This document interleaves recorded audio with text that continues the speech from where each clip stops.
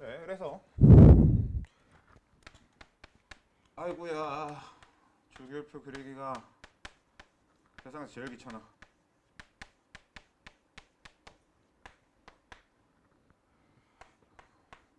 근데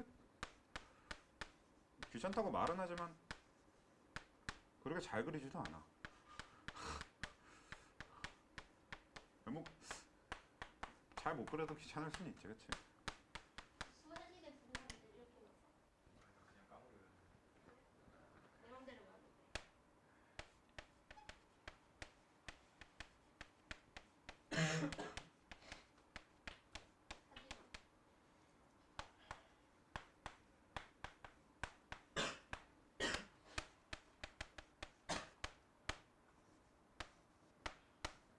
그래서 우리가 같이 여기 주기율표 기준으로 우리가 지난번에 정리했던 걸 이 주기율표상에 잠깐 표현을 해본다고 치면 이쪽으로 갈수록 커지는 게 뭐 있었던 거고 일단 네 금속성이 커졌었고요. 또 반지름? 네, 원자 반지름이 커졌었고요. 또 유효핵 전하량. 네, 유액 전하량이 커지는 겁니다.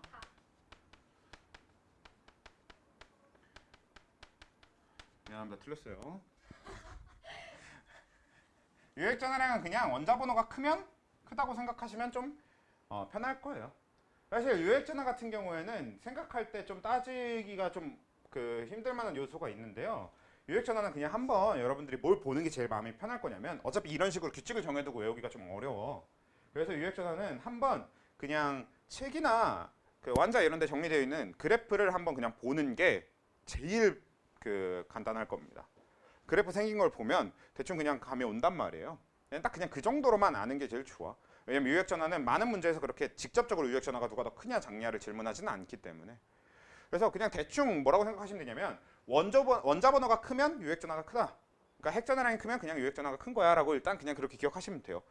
어차피 예외 사항이 될 만한 게 그렇게 많진 않고 그 예외 사항에 대한 질문도 그렇게 많이 하진 않기 때문에 그냥 나중에 그래프를 한번 보면서 그냥 정리를 하면 괜찮으니까 유액 전하는 일단 빼고 이 정도가 되겠고 그 다음에 여기서 18쪽을 제외하고 커지는 비금속성이라고 하는 게 여기에 이렇게 따로 표시를 해준다고 치면 비금속성보다 어차피 중요한 거는 아예 18쪽까지 포함해서 커지는 이온화 에너지 얘기겠죠.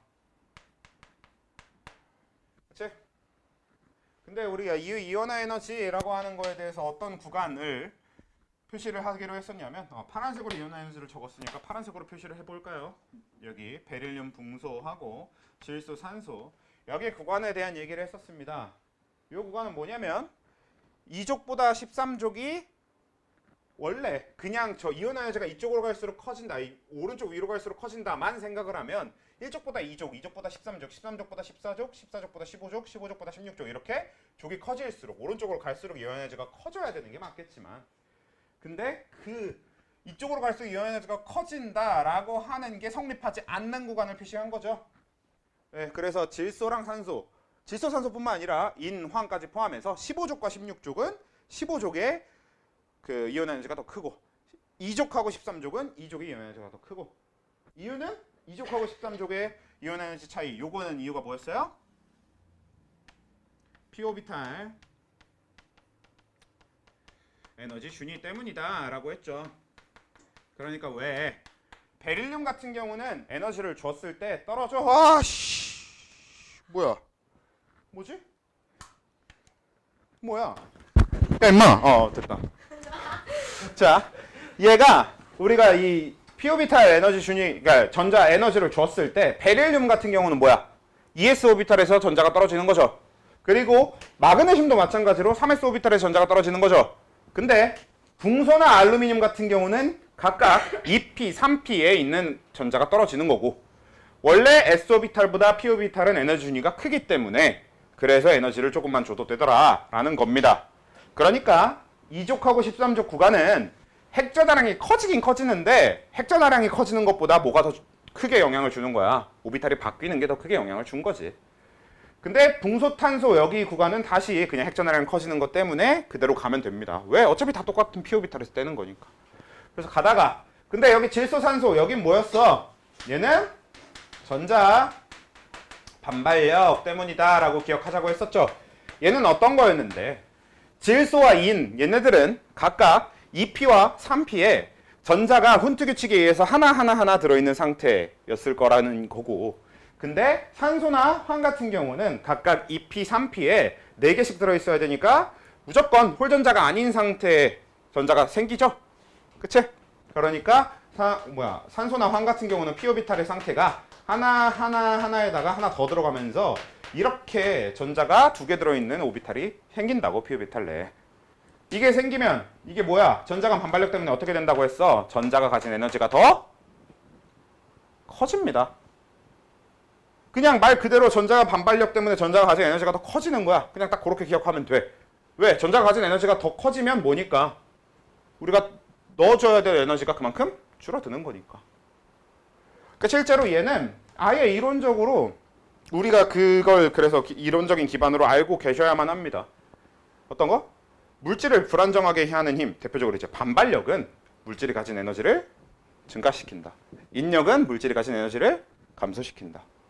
이런 개념이 어차피 여러분들이 지금 이 2단원부터 알고 쭉 가져가야 돼. 그러니까 2단원에서도 3단원에서도 계속 사용할 개념이기 때문에, 그래서 인력이라고 하는 힘 자체가 에너지를 줄이는 힘, 반발력이라고 하는 힘 자체가 에너지를 늘리는 힘, 이렇게 생각하시면 될 것 같아요.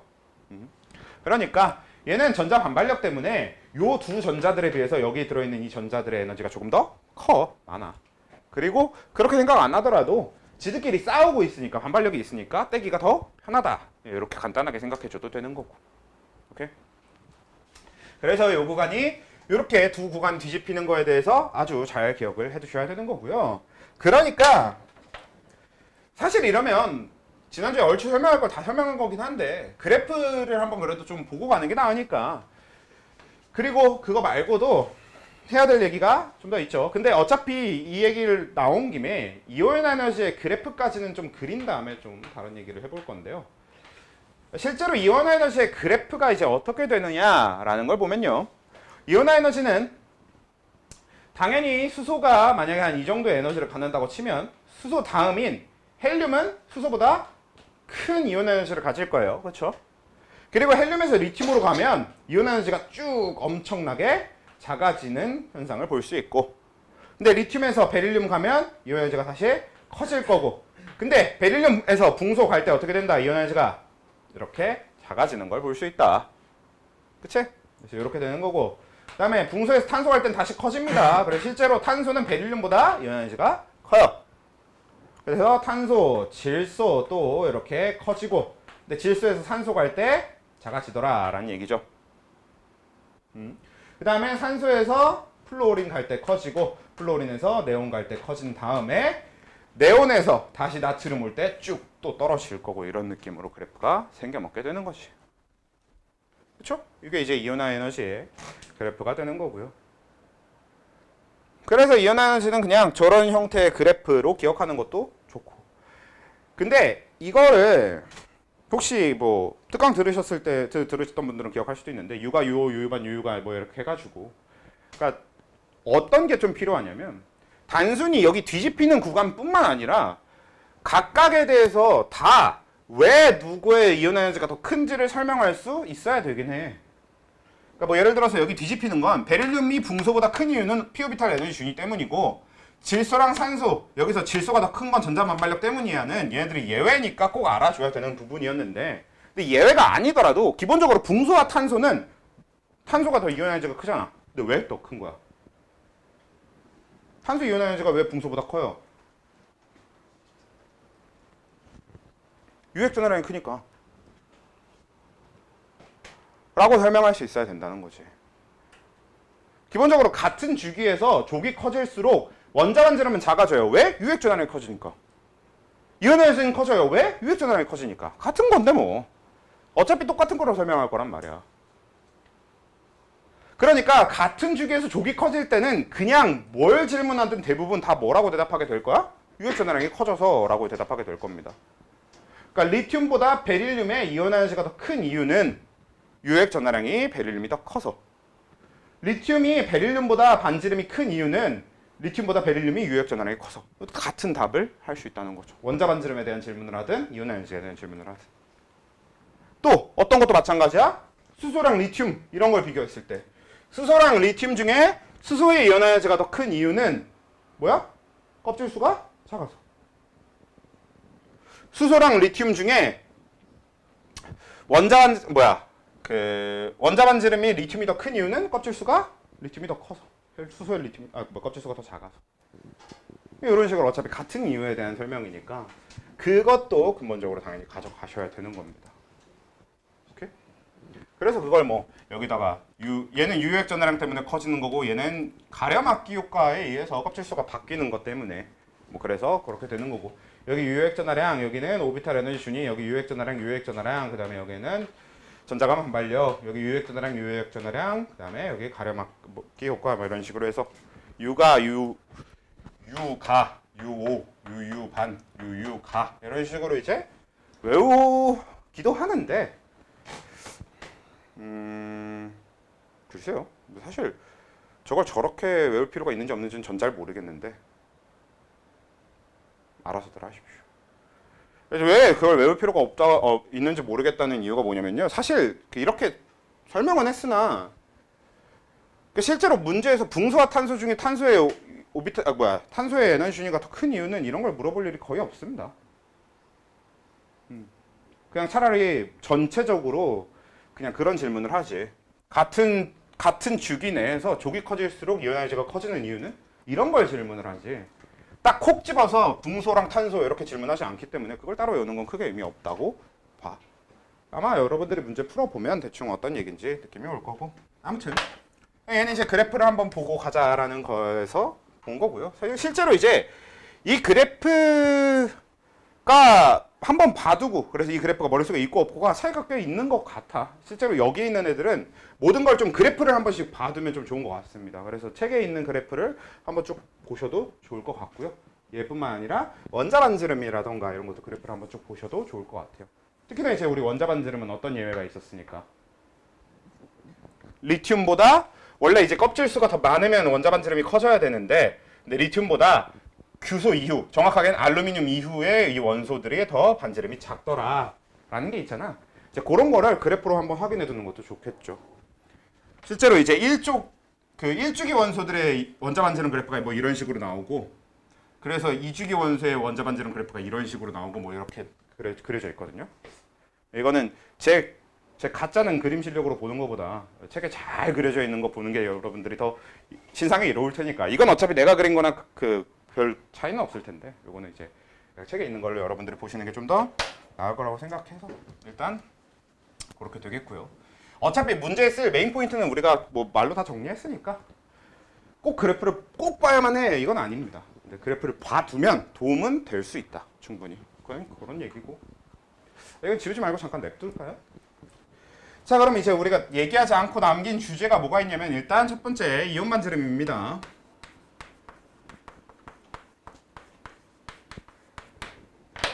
그러니까 우리가 지난번에 얘기했던 게 원자 반지름, 원자의 크기잖아? 그럼 거기서 그냥 그걸 이온 상태로 하고 생각해주면 되는 거야. 그러니까 말 그대로 이온의 크기에 대한 얘기인 거죠. 근데 이온 반지름이든 원자 반지름이든 크기가 결정되는 요소가 달라질 건 하나도 없어. 우리 원자 반지름 어떻게 결정한 거야? 껍질수가 많으면 크기가 커져요.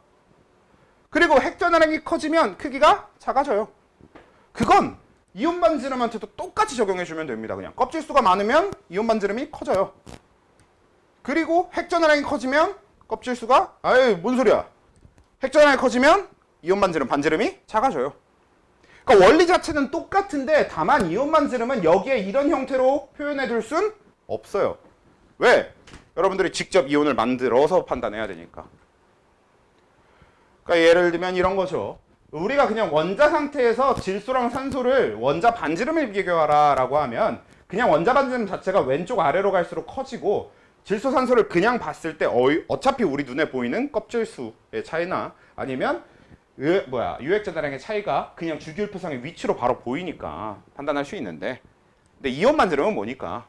얘네들이 이온이 됐을 때를 생각해서 해야 되는 거니까 그냥 한번 생각해서 똑같이 적용해 주면 됩니다. 결국 누구의 껍질 수가 더 많고 적은지, 누구의 핵전화량이 더 큰지를 판단해 주면 되고, 여기서도 마찬가지로 껍질 수와 핵전화량 중에 누가 더 먼저 우선순위예요?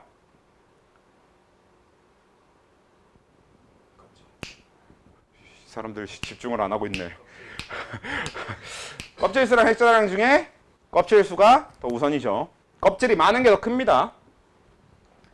그러니까 이런 거지. 뭐 만약에 산소 이온이라고 하면 산화 이온이라고 우리가 정확하게 부르지만 산소의 이온 상태를 보면 O2-가 될 건데, 얘 같은 경우에는 뭐 황이온이랑 비교를 하게 되면 얘는 우리가 구체적으로 만들어 보지 않아도 황의 껍질 수가 산소의 껍질 수보다 원래 근본적으로 더 많잖아요. 그러니까 황이온의 크기가 산화 이온, 산소 이온의 크기보다 어떨 거야? 크겠지. 근데 이제 이 이온 반지름을 따질 때 좀 껄끄러워지는 건 이런 거죠. O2-랑 Na 플러스 이런 걸 이제 따질 때가 조금 껄끄러워지지만 이것도 그냥 간단하게 생각해 주면 되잖아. 자, 원래대로라면 나트륨은 껍질이 3개고 산소는 껍질이 2개이기 때문에 원자 반지름은 나트륨이 더 큰 게 맞는데, 문제는 나트륨 이온이 되면 나트륨 이온의 껍질은 몇 개입니까? 2개라는 게 중요한 거지. 나트륨은 이온이 되면서 껍질이 하나 사라져서 껍질이 2개가 될 거니까, 껍질이 2개가 되면 실제로 얘네 둘의 껍질 수는 같은 상태가 되죠. 그리고 나면 핵전화량만 가지고 따져야 되는데, 핵전화량은 당연히 누가? 산소가 더 작고, 그쵸, 나트륨이 더 클 거니까. 그럼 나트륨 이온의 크기는 산화 이온의 크기보다 작겠구나, 산화 이온이 더 크겠구나, 이렇게 판단해 주라는 거지. 그러니까 똑같이 껍질 수랑 핵전화량을 가지고 판단하면 되는 건데, 그때 둘 중에 누가 더 클지는 요 껍질수 변화하는 거, 이 껍질수가 변화한다면 그 변화하는 걸 잘 생각해서 헷갈리지 않게 해주셔야 된다라는 거고, 그리고 실제로 이제 이런 형태의 이온을 우리는 이제 뭐라고 흔하게 부른다? 등전자 이온이라고 불러요. 여러분들이 문제를 풀면서 굉장히 많이 볼 표현인데, 어떻게 적혀 있냐면 문제에 보통 뭐 이거 산화 이온이 이거고, 질소 이온, 질화 이온이 이거고, 그다음에 플로린화 이온 이거고, 그다음에 나트륨 이온, 마그네슘 이온, 마지막에 알루미늄 이온까지 해놨을 때, 자, 이 이온들 가운데 네온이 들어있는 가장 큰 이유는 지금 얘네들은 다 뭐니까? 전자수가 다 똑같으니까. 그치? 그래서 전자수가 똑같고, 실제로 뭐도 전자 배치도 다 똑같고, 그래서 문제 대부분 뭐라고 되어 있냐면 18쪽 원소와 동일한 전자 배치를 갖는 이온, 이런 식으로 나오는데, 그게 별 얘기가 아니라 원래 우리가 항상 다루는 이온들은 다 18쪽 원소와 동일한 전자 배치를 갖도록 하고 있는 겁니다. 원래 자연 상태에서 만들어진 이온은 다 그렇게 만들어져요. 그래서 얘네들 다 18쪽 이온, 그러니까 네온과 다 동일한 전자 배치를 가질 거고, 우린 이걸 등전자 이온 관계라고 하는 거고, 등전자 이온 이렇게 나오면 말 그대로 전자수가 같은 이온들, 얘네들을 얘기하는 거고, 당연히 등전자 이온은 껍질수가 어떨 거야? 같죠, 그치? 그치? 전자수가 같으니까 껍질수가 같단 말이야. 그럼 얘네들은 핵전화량만 가지고 따져주면 되는 거니까 이쪽으로 갈수록 무조건 크겠죠. 그치? 얘가 제일 크고, 얘 다음, 얘 다음, 얘 다음, 얘 다음, 얘 다음, 얘 다음, 얘가 되겠죠. 크게 순서가. 왜요? 핵전화량이요. 네. 네. 핵전화량. 네. 뭐지? 왜냐면 핵전화량이 질소보다 산소의 핵전화량이 크고, 산소보다 플로린이 크고, 플로린보다 네온이 크고, 네온보다 나트륨이 크고, 나트륨보다 마그네슘이 크고, 마그네슘보다 알루미늄이 크잖아요. 이쪽으로 가서 큰 거 아니에요? 네, 핵전화량이 이쪽으로 갈수록 커져요. 그러니까 반지름은 작아져야지. 더 세게 당기기가 있나? 아. 맞아요, 세게 당기니까. 따가락기. 자, 그렇게 되는 거죠. 오케이? 그리고 근데 이온 반지름은 이제 저게 다가 아니고 어떤 포인트가 있었냐면, 자, 우리 만약에 리튬하고 리튬 이온 이렇게 반지름을 비교한다고 해봅시다. 그러니까 이온 반지름하고 리튬의 이온 반지름, 리튬 이온의 반지름하고 리튬 원자 반지름을 비교한다 그러면 이 둘 중에 누가 더 커요? 리튬의 반지름이 더 커요. 왜? 리튬은 껍질이 몇 개고? 2개. 근데 리튬 이온은 껍질이 1개거든. 그러니까 당연하게 이쪽이 커. 근데 이건 그러니까 누구한테도 다 공통적으로 일어나냐면 금속들한테서 다 공통적으로 일어나는 현상입니다. 금속은 이온이 될 때 전자를 버리니까 껍질수가 항상 줄어든단 말이야. 그래서 금속들은 어떻게 된다? 원자 반지름하고 이온 반지름 중에 원자 반지름이 더 크다라고 하는 수준 같습니다. 자, 근데 만약에 플루오린하고 플루오린 이온 F- 플루오린 화 이온의 크기 반지름을 비교한다 그러면 어떻게 돼요? 마이너스 쪽이 커요. 더 커요? 왜? 껍질수가 늘어났으니까. 껍질수가 늘어나나요? 아니요. 전자수가 많아졌으니까요. 전자수가 많아졌으니까요가 정확하게 정답이긴 합니다. 그러니까 일단은 이쪽이 더 커요. 실제로 이거는 우리가 여태까지 따지던 걸로만 따지면 못 따져. 는 아니고요. 사실 원래 따질 수 있어야 되는 게 맞는데 근데 그렇게까지는 바로 생각은 잘 안 들 거야. 왜냐면 이들은 일단 핵전화량이 어때요? 같잖아. 그리고 껍질수가 어때요? 같아요. 그러니까 원래 우리가 따지던 걸로 따지면 못 따지는 것처럼 보이는데 사실 그렇지가 않은 게 핵전화량이 같지만 이 둘은 유핵전화량이 다릅니다. 얘가 유핵전화량이 더 작아요. 왜? 전자수가 더 많으니까 가르마키 효과가 더 크거든. 원래 실제로 그래요. 그래서 이 둘의 유핵전화를 비교하면 유핵전화량은 F-가 더 작습니다. 그러니까 커지는 거야 그냥. 원래는 이렇게 따질 수 있긴 있는데 근데 그거는 너무 이렇게 딱 보이는 게 아니잖아. 그래서 딱 보이는 걸로 좀 바꿔서 생각을 해보면 결국 얘보다 얘가 전자수가 많아. 그치? 그럼 전자수가 더 많은데 자, 한 껍질에 들어간 전자수가 더 많아지면 그 전자끼리 반발하는 반발력이 더 어떻게 되는 거야? 커져요. 네, 커지는 거지. 그러니까 이 전자끼리 서로 밀어내는 힘이 반발력인데 반발력이 더 커지면 어쩌겠어 지들끼리 밀려나야지. 그래서 더 커집니다. 간단하게 그렇게 생각해 주셔도 되고 이것보다 더 간단하게는 어떤 것도 있었냐면 여러분들이 이제 뭐 강당이나 이런 데 이렇게 삥 둘러 앉았는데 7명이서 이렇게 삥 둘러 앉아 있었어. 근데 거기 한 명이 더 들어와서 8명이 둘러 앉아야 돼. 그럼 원의 크기를 어떻게 해야 돼? 늘려야 돼. 키워야지. 이렇게만 생각해도 되는 거고. 그러니까 어떻게 생각하든 F-가 F보다 커진다라고 하는 걸 이제 생각할 수 있는 건 굉장히 여러 가지 방법으로 생각할 수 있는데 일단 가장 근본적으로는 반발력 때문에 실제로 유핵전화량의 감소가 일어납니다. 여기. 그렇다는 얘기고요. 그리고 이건 플루오린뿐만 아니라 그러니까 모든 비금속에서 볼 수 있는 거라서 비금속을 기준으로는 이온 반지름이 원자 반지름보다 더 큽니다. 다만 이온이 되지 않는다면 뭐 그거는 빼고 뭐 예를 들면 뭐 14족이나 18족 같은 애들한테선 아예 할 얘기가 아니지. 할 필요 없는 얘기가 되지. 그러니까 저기서 원자 반지름, 이온 반지름은 금속 원소 딱 특정 그 금속 원소의 원자 반지름과 걔가 이온이 됐을 때의 반지름 이렇게 비교한다는 거. 그걸 비교했을 때 저렇게 된다고. 그러니까 산소 원자하고 산화 이온의 반지름 이렇게 비교하면 산화 이온의 반지름이 더 크다. 염소 원자하고 염화 이온의 반지름 이렇게 비교하면 염화 이온의 반지름이 더 크다. 이런 얘기가 된다는 거지. 오케이? 그렇게 되는 거고요. 그래서 이온 반지름에 대한 얘기도 클리어. 그러면 이제 남은 마지막 하나의 주제가 뭐냐? 순차적 이온 에너지죠. 개인적으로 여기에 난이도를 올리는 가장 큰 요소가 이겁니다. 순차적 이온 에너지.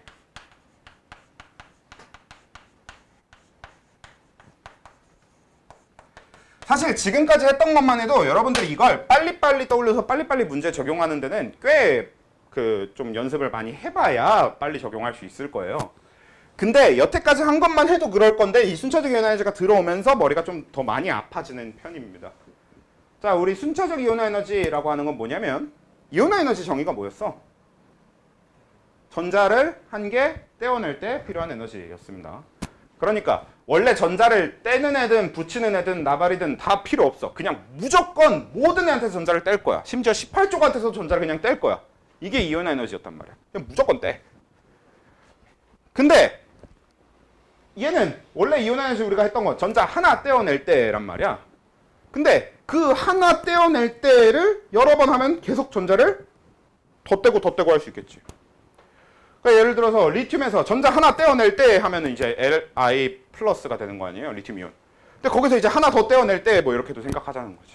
그게 순차적 이온 에너지입니다. 그러면 두 번째 떼어낼 때는 뭐가 되냐면 이미 하나 뗀 상태에서 하나 더 떼어내는 그 두 번째가 2차 이온 에너지.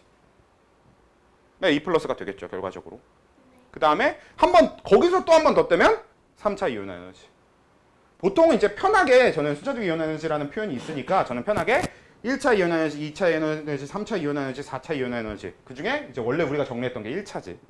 저는 이렇게 표현하는 편이긴 한데 원래는 이제 그 정식 표현은 1차, 2차, 3차, 4차 이렇게 잘 안 부르고요. 제1 이온 에너지, 제2 이온 에너지, 제3 이온 에너지 이런 식으로 더 많이 불러줍니다. 그럴 거면 순차적 이상하지 않아? 순차적이면 그냥 1차, 2차 이게 낫지 않나? 모르겠어요. 뭐 아무튼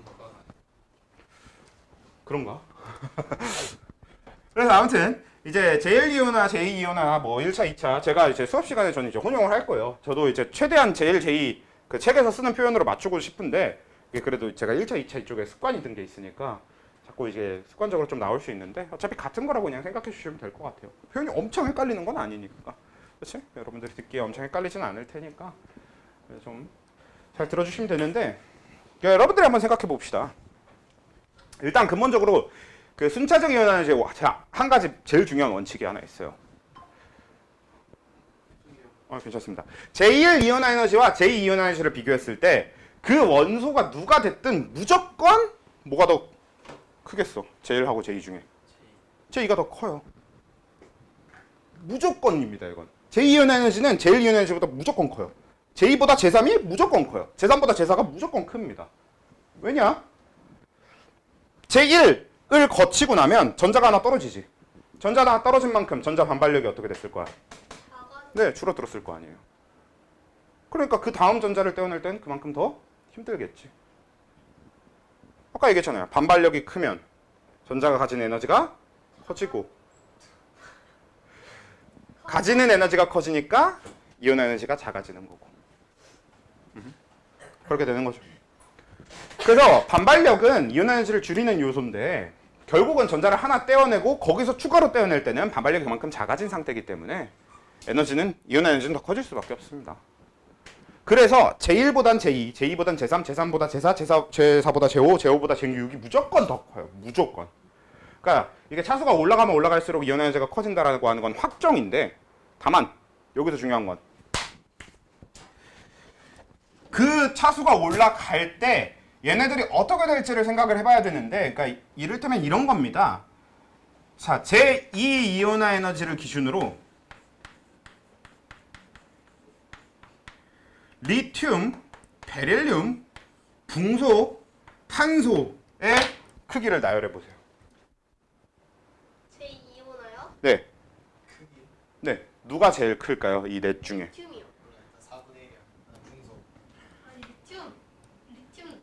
네, 리튬이 일단 제일 큰 거 맞습니다. 그 다음 B. B. 다음 베릴륨. 아니요? 탄소, 베릴륨. 왜요? 저렇게까지. 자기 마음 아니야 그냥? 3번, 4번. 일단 이렇게 되는 거거든. 자, 제2이온 에너지는 결국 뭐냐면 봐봐. 제1이온 에너지에서 하나 뗐어. 그럼 제2이온 에너지는 그냥 거기서 하나 더 떼는 거지. 그러니까 애들의 전자 배치가 어떻게 되는 거야? 하나를 뗀 상태의 전자 배치가 되는 거거든. 그럼 그래프를 기준으로 어떻게 한다고 생각하면 되냐면 옆으로 한 칸씩 옮겨주면 돼요. 와우. 왜냐면 결국 리튬의 제2이온 에너지는 헬륨한테서 떼던 거랑 비슷할 거거든. 왜? 리튬한테서 하나를 뗐어. 우리가 리튬 제1이온 에너지를 뗐어. 그래서 리튬이 전자를 하나 잃었어. 그럼 그 리튬의 전자 배치는 누구랑 같아요? 헬륨이랑 같아요. 베릴륨의 제1이온 에너지 뗐어. 그럼 베릴륨한테서 전자 하나 뗐지. 그럼 베릴륨의 전자 배치는 누구랑 같아요?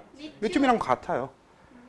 그래서 제2를 따질 땐 지금 여기 그래프에 있는 것들을 전부 다 한 칸으로 옆으로 옮겨주시면 됩니다. 만약에 주기율표 상황에서 보고 싶다 그래도 주기율표 상에서 모든 애들의 앞으로 한 칸씩 옮겨놓고 생각하시면 되는 거죠.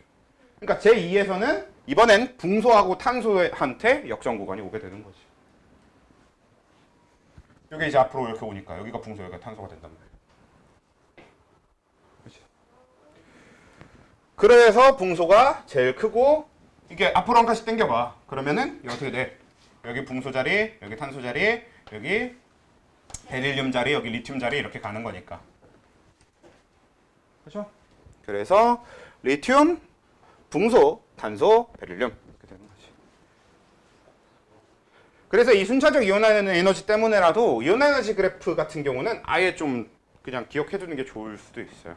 다만 개인적으로 아까 상관은 없는데 본인들이 저걸 빨리 그릴 자신만 있고 하면 상관은 없는데 시험 때 그려서 푸는 게 뭐 시간만 안 모자라게 할 수 있으면 여러분들이 저거는 그리는 것도 괜찮다고 생각은 합니다.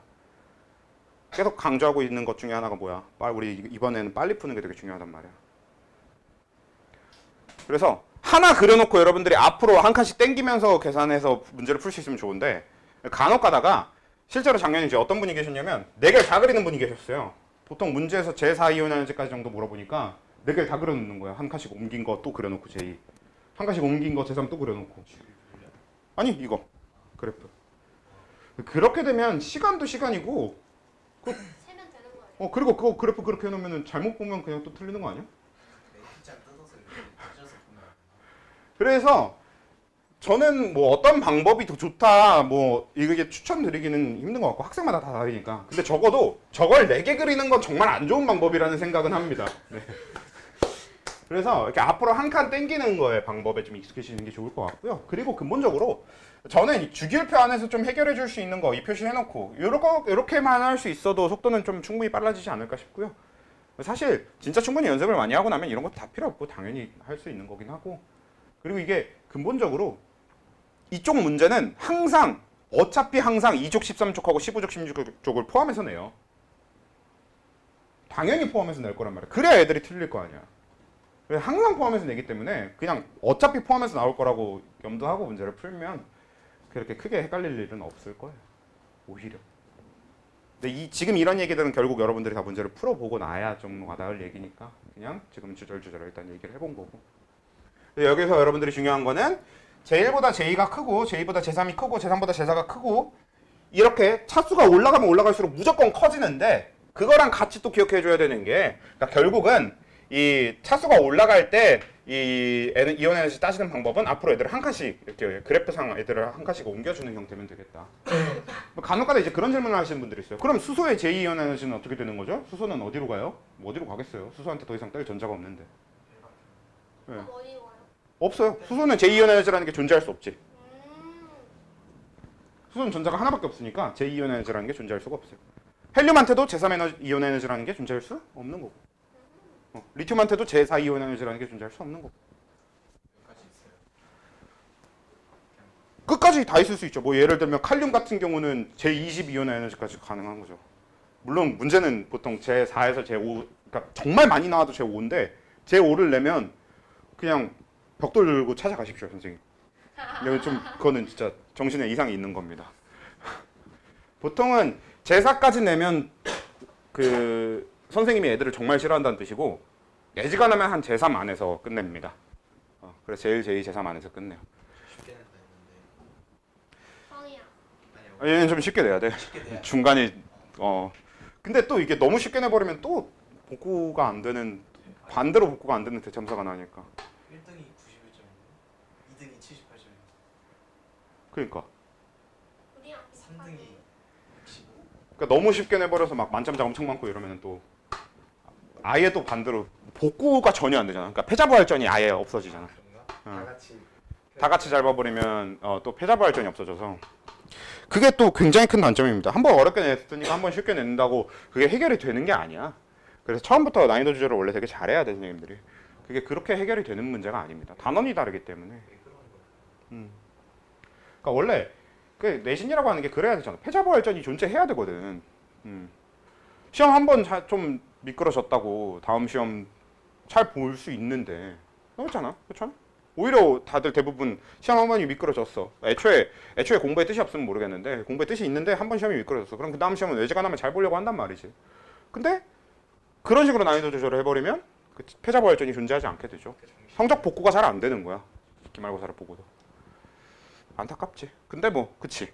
너희 학교는 약간 이미 그쪽으로 좀 가닥을 이미 잡은 지가 좀 된 것 같아가지고 옛날에는 소화고가 되게 수시 집중형 학교였는데 딱 어느 특정 기점, 그러니까 평준화, 그치? 평준화하고 한 1, 2년 내로 갑자기 확 기점을 잡고 바뀌었어.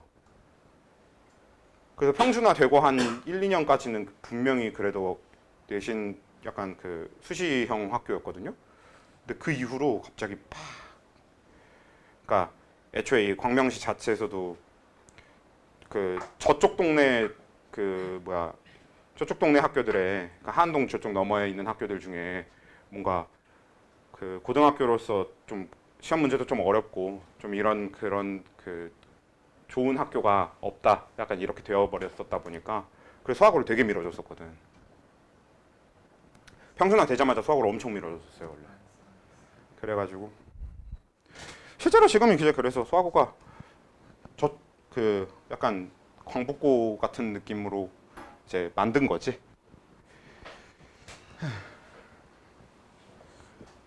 아무튼 뭐가 됐든 그래서 요거는 이제 앞으로 하나씩 땡기는 거 한번 익숙해지게 연습을 해보시는 게 제일 좋을 것 같고요. 그래서 지금은 뭘 해볼 거냐면 잠깐 할게요. 그냥 순차적인 연습 정리 안 한 게 하나 남아서 그게 뭐였냐면 정리 안 한 마지막에 그렇게 막 엄청난 건 아니긴 한데 여러분들이 한번 생각을 해보자. 자 그러면 얘네들이 제1보다 제2가 제2보다 제3이 제3보다 제4가 무조건 다 커진다고 했잖아요. 그러니까 차수가 올라가면 무조건 커져. 이건 당연한 건데 그럼 이게 차수가 올라갈 때 이렇게 점점 커지다가 특정 구간에 갑자기 그러니까 뭐 예를 들면 제2에서 제3이 갑자기 엄청 커지는 거야. 예를 들면 전체적으로 1.1배 정도의 증가폭을 갖다가 갑자기 막 2배, 3배, 10배 막 이런 식으로 갑자기 확 증가하는 구간이 생겨요. 그 구간은 언제일까요? 저기 아니에요? 저기, 여기, 그치? 껍질수 바뀔 때. 그러니까 예를 들면 리튬 같은 경우는 제2 이온 에너지가 제1 이온 에너지보다 엄청 크겠죠. 베릴륨 같은 경우는 제2보다 제3이 엄청 크겠죠. 제1보다 제2는 조금만 크고 제2보다 제3이 엄청 클 겁니다. 그리고 붕소 같은 경우는 제1보다 제2가 조금만 크고 제2보다 제3이 조금만 크고 제3보다 제4가 엄청 크겠죠. 탄소 같은 경우는 제1보다 제2 조금만, 제2보다 제3 조금만, 제3보다 제4 조금만, 제4보다 제5가 엄청 크겠죠. 그러니까 우리는 그 엄청 커지기 직전의 차수가 걔의 원자가 전자수라고 생각하시면 되겠죠. 탄소는 제4에서 제5 갈 때 커집니다. 원자가 전자수 4개. 붕소는 제3에서 제4 갈 때 엄청 커집니다. 원자가 전자수 3개. 이런 식으로 사용해 줄 수 있다. 원자가 전자수는 결국 뭐의 판단으로 연결되는 거니까 족의 판단으로 연결되는 거잖아. 그래서 만약에 문제에 주어졌는데 보통 이제 문제에 주어지는 방식은 여러 가지가 있어요. 에너지 자체를 수치로 주기도 하고요. 아니면 문제가 이런 식으로 주기도 합니다. 2원분의 2n 해놓고 이게 이 n이 1일 때를 1로 잡아놓고 n이 2일 때 n이 3일 때 n이 4일 때 이런 식으로 해. 그럼 이게 무슨 뜻이야? 제1분의 제2니까 제1보다 제2가 얼마나 큰지. 만약에 3이면 제1보다 제3이 얼만큼 큰지. 4면 제1보다 제4가 얼만큼 큰지. 이런 얘기란 말이에요. 그렇게 잡았을 때 얘가 1이고 얘가 막 1.1, 얘가 한 1.4 뭐 이런 식으로 됐어. 그럼 이건 뭔 소리냐면 제2이온 에너지가 제1에 비해서 1.1배. 얘는 제3이온 에너지가 제1이온 에너지에 비해서 1.4배 이런 느낌이었던 거잖아요. 이렇게 가다가 갑자기 얘가 막 8.0 막 이렇게 되어 있는 거야. 그럼 얘는 우리가 3조 원소라는 걸 13조 원소라는 걸 알 수 있겠다라는 얘기입니다. 이렇게? 어떤 느낌인지 알겠죠? 그래서 이렇게 그 족을 판단하는 데도 사용할 수 있다. 이 순차적 이온 에너지라고 하는 건. 오케이? 이렇게 하면 2단원의 내용이 다 끝났습니다. 아예 이제 할 게 하나도 안 남은 건 아니고 사실 우리가 그 음극선 실험이랑 알파 입자 산란 실험이랑 이거는 이제 정리를 안 했었잖아요. 그래서 그것 빼고 나머지는 다 정리한 상태인데 음극선 실험이나 양극선 실험 뭐 아니면 알파 입자 산란 실험 같은 경우는 필요하면 정리를 따로 해드릴게요. 차라리 수업 시간에 같이 정리하는 것보다는 그냥 필요한 사람들만 제가 따로 정리를 해드리는 게 낫지 않을까 싶어요. 사실 지금 시점에 와서는 뭐 수행평가 하랴 이미 학교 수업도 열심히 듣고 해서 어느 정도 아시는 분들은 다 아실 거라서 앞에서 내가 그 수업을 하긴 좀 그렇고. 근데 학교 수업도 저는 좀 열심히 안 듣는 편이고 그리고 좀 저는 그쪽이 잘 정리가 안 돼 있어서 한번 듣고 싶습니다 하시는 분들이 실제로 있을 수도 있는데 또 그런 분들은 꼭 들어야만 하니까 따로 필요하면 정리를 하는 걸로 하고요.